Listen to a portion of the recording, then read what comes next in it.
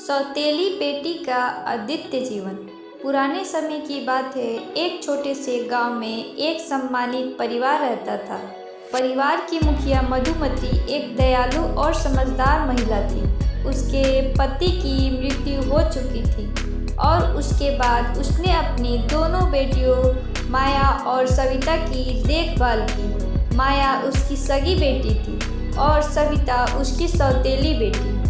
माया बहुत सुंदर और होशियार थी और सविता साधारण और आम दिखती थी।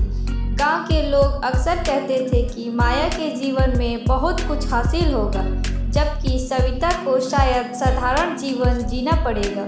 मधुमती ने दोनों बेटियों के साथ समान प्रेम और देखभाल की, लेकिन लोगों की नज़रों में अंतर साफ था। कुछ समय बाद उसकी माँ ने सविता की शादी का निर्णय किया।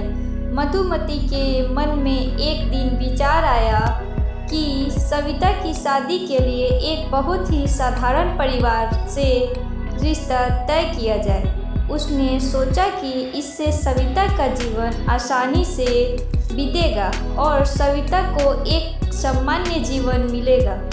इसके लिए उसने एक कुरूप और साधारण दिखने वाले लड़के से सविता की शादी तय कर दी। शादी का आयोजन बहुत साधारण था और सविता का ससुराल भी बहुत साधारण था। सविता अपने पति के साथ शादी के बाद चली गई, जो दिखने में भी साधारण था और सामाजिक दृष्टि से भी उतना प्रभावशील नहीं था।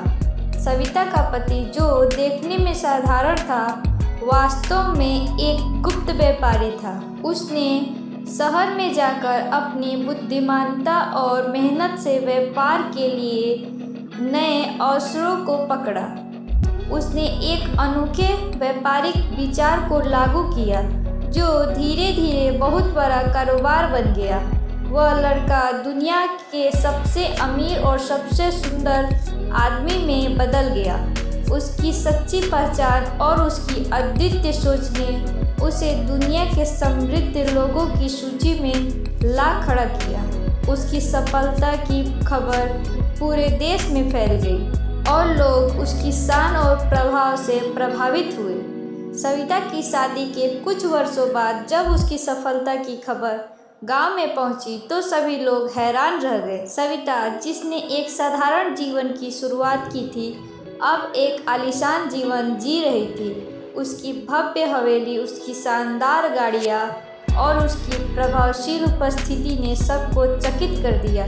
सविता का पति केवल अमीर ही नहीं बल्कि बेहद सुंदर भी हो गया था।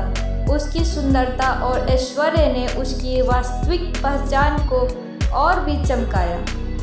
वहीं माया का जीवन इतना भाग्यशाली नहीं था। उसने अपनी सगाई के बाद एक साधारण परिवार से विवाह किया और उसका जीवन आर्थिक संघर्ष और कई समस्याओं से भरा हुआ था।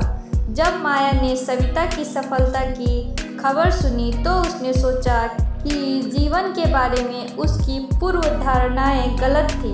उसने महसूस किया कि वास्तविक सफलता और खुशी बाहरी रूप और परिस्थितियों से अधिक महत्वपूर्ण होती है। सच्ची सफलता और खुशी मेहनत, समझदारी और ईमानदारी से प्राप्त होती है। सविता ने साबित कर दिया कि किसी के जीवन में परिवर्तन संभव है, बशर्ते उसमें मेहनत और धैर्य होना चाहिए।